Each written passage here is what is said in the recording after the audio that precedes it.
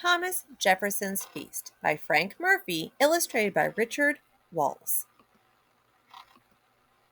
Thomas Jefferson's Feast.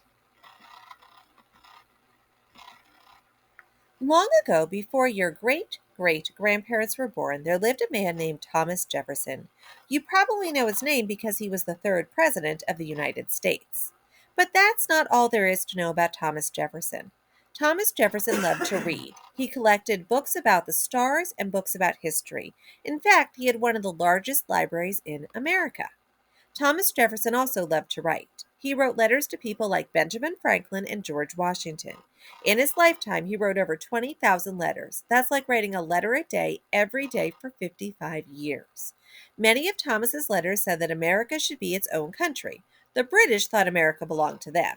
So Thomas Jefferson went to work writing the Declaration of Independence. He wrote and rewrote it for 17 days straight until he got it just right. Of course, with all that reading and writing and thinking, sometimes Thomas Jefferson got tired. Sometimes his back hurt. And sometimes he got hungry. When that happened, he usually took a break and had a snack, because Thomas Jefferson really loved food.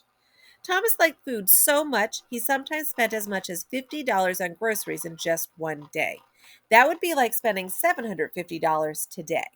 Thomas also spent a lot of time thinking about food. He even thought about better ways to get food. Sometimes Thomas Jefferson got hungry late at night after everyone else had gone to bed. When that happened, he had to tiptoe down the hallway and all the way downstairs to the kitchen. Then he had to fix a tray of food and carry it all the way back upstairs and down the long dark hallway to the dining room. If he was lucky, there was still a little left when he sat down to eat. Thomas needed an easier way to get his food upstairs, so he built a little elevator in his house. It was too small to carry people, but it could take food and drinks from the kitchen to the dining room upstairs without spilling a drop. Thomas called his invention a dumbwaiter. Thomas's dumbwaiter is still in his house in Virginia today, and it still works. Thomas had a giant garden behind his house. The garden was 1,000 feet long. It was filled with more than 200 different kinds of fruits and vegetables. If you visit Thomas's house, Monticello, today, you can still see many of the fruit trees he planted. Sometimes Thomas wanted a snack from his garden, but the apples on the bottoms of the trees were usually already picked. Thought Thomas, there must be a simple way to get apples from the tops of the trees. Thomas found a long wooden pole. He attached a metal basket to it. The basket had hooks at the top. He used the hooks to pull the apples. Presto! Ripe apples fell into the basket. In 1784, Thomas sailed to France. He wanted to help make America's friendship with France stronger. Thomas was sad to leave America and Monticello, but he knew it was an important job. He also knew there would be lots of new foods to try. Thomas was right. In between meetings, he tasted macaroni covered with cheese. He munched on potatoes fried in the French manner. One night he went to a dinner party. "Hello," said Thomas. "Bonjour," said his host. Bonjour means hello in French. Thomas's host offered him a special dessert. It was ice cream wrapped in warm apple pie. Ice cream hadn't come to America yet. Thomas took a bite. "Good," said Thomas. "Bon," said his host. Bon means good in French. During his visit, Thomas saw a Frenchman eating a bright red fruit. It was called a pomme d'amour, that means love apple in French.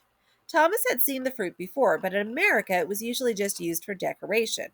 Most people thought it was poison, so no one ate it. The Frenchman promised it was not poison, so Thomas took a bite. Thomas loved the love apple.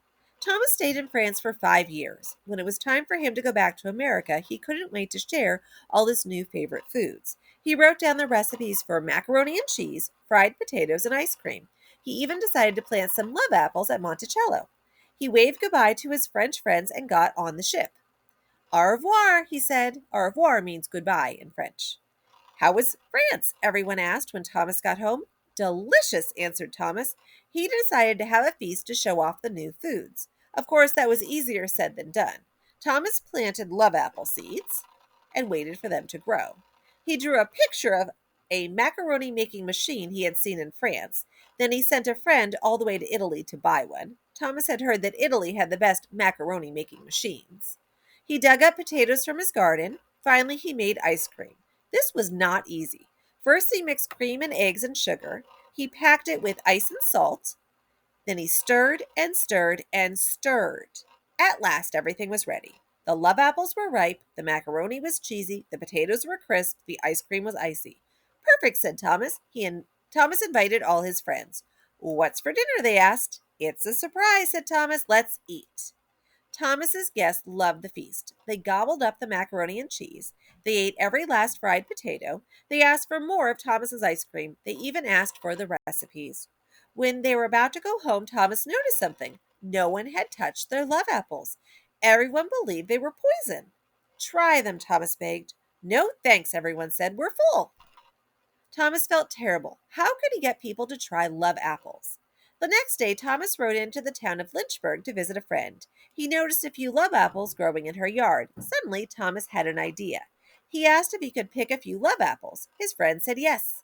Thomas walked down the street with the love apples. He raised one to his mouth. People stopped and pointed. What are you doing? They shouted. That's poison. Stop. Thomas took a bite. Oh no, everyone said. Save him. He's going to get sick. But Thomas didn't get sick. He just kept eating. Pretty soon, people got curious about the love apples. They tried them themselves. Scrumptious, everyone said. And to this day, Americans enjoy eating love apples, especially on pizza. Ah, they're not really apples, are they? Today, we still eat many of the foods Thomas Jefferson brought from France. Only now we call potatoes fried in the French manner French fries, and we call love apples tomatoes. Macaroni and cheese is still called macaroni and cheese, and ice cream is still called ice cream. Here's the author's note. Thomas Jefferson stayed in France from 1784 to 1789. He may not have served all the foods in this book at one party, but he really did introduce them to America, and he was well known for his fancy dinner parties. So it just may have happened this way. Thomas Jefferson also really did have a pet mockingbird that flew around his study. His name was Dick. There's a picture of Thomas Jefferson and a picture of his macaroni making machine. And here are some other books you might be interested in to learn a little bit more about history. Thank you for listening.